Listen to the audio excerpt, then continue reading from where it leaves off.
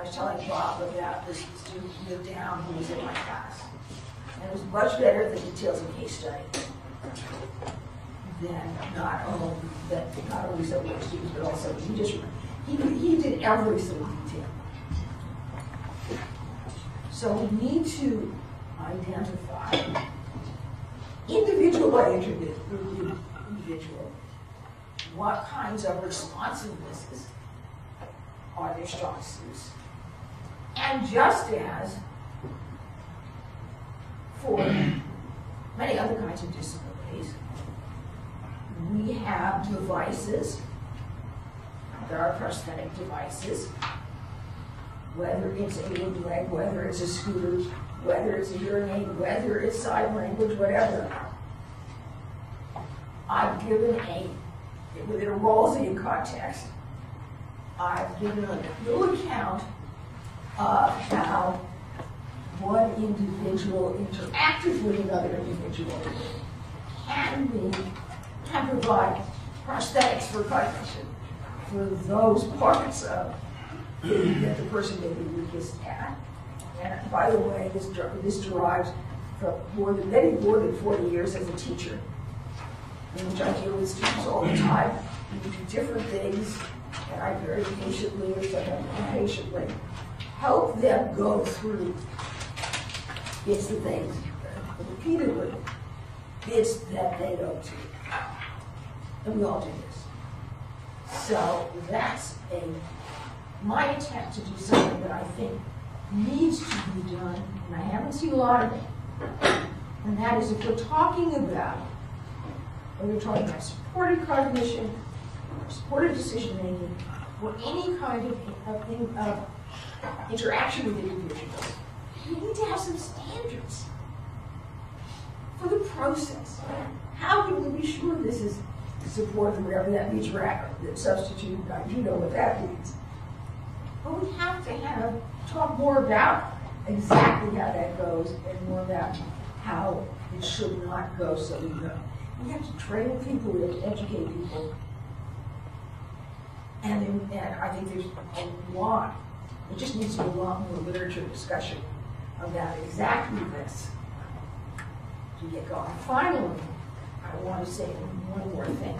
At the very end of the paper, and I'm sorry I didn't have time, and you certainly wouldn't want to read more length, but about what I think the really basic conundrum is, and that is, what does an individual, what should an individual give up, if anything, in order to get care? Because remember the little story I told you, which still makes me mad, and did present the San Francisco city attorney little problem, was all based on the state having duty to care. And I should have been so grateful that I would come home to find my door open, my house a wreck, because apparently the state did not have any obligation to not to lock up again after they discovered there wasn't no body.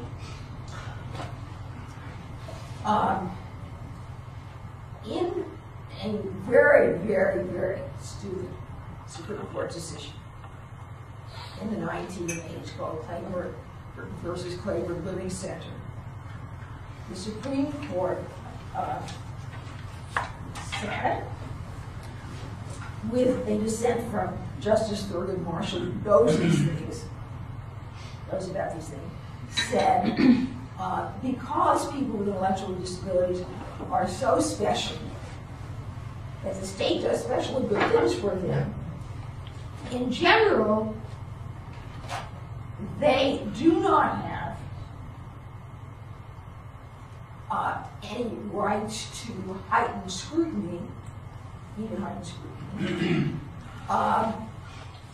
if they are denied opportunities that other people, by the state that other people have. The only reason Claiborne Living Center won that case was that the city of Claiborne came up with arguments even the Supreme Court could not swallow, such as although the court did not notice this one, that people with disabilities, with intellectual disabilities in a group home would be disruptive in the neighborhood, even though, by the way, fraternity houses were allowed in that neighborhood. Any of you who've ever lived near a fraternity house on Saturday night, but all of the arguments were that bad. And I was really surprised to find out in 2004 that in the same state of Texas, cities are still trying to zone out group homes. And people are having to go city by city in order to fight Claiborne again and again and again. So, and the argument's always the same. We need to take care of these people. Claiborne's argument, City of Claiborne's arguments were it's a 500-year-old flood zone, and they could get flooded out. And the other argument was there's a school across the street, and those bad children would make fun of these poor intellectually disabled people. The City of Claiborne forgot to notice that that school was a catchment for all of the special education in the entire county, and there were many intellectually disabled children within the school. So, this comes down to another thing to think about, and that is the duty to care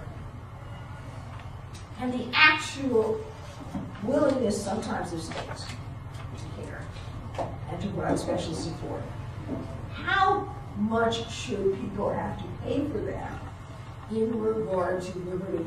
Or is there a way of thinking about this politically and legally so that these are two totally separate issues, and the person who receives benefits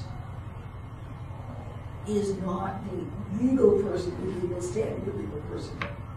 That's one way. I don't like that way of doing things, but we need to separate these. The other issue is something that I deal with in San Francisco at the hospital all the time, among the ethics committee of San Francisco General, the county hospital, in the city, in the country, in which everybody is competent.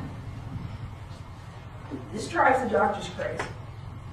Because as I constantly tell my classes, competence is actually, standard of competence differs from jurisdiction to jurisdiction. And people who are definitely, no court is going to say they're incompetent in San Francisco, would be called incompetent almost anywhere else. You can imagine being an ethics committee in a hospital where you could never get guardianship of anybody because the courts just think they're competent, which I find fine. So I'm there to explain the following. This is the crucial part that I'd like everybody to think about. You know, sometimes actually I think it's always fun, almost always fun, to allow people to take risks. What an individual believes it's worth risking in order to have freedom may not be what a physician thinks is worth risking, or a parent thinks it's worth risking. I know, Jerome, you're thinking about that, right? But we need to get a better understanding of what's appropriately for people who think differently from you or you, all of us think differently about risk. We need to get a better understanding about how much risk we should just allow people to take, because they're trained for something that they want. Sorry to take so long. Thank you very much.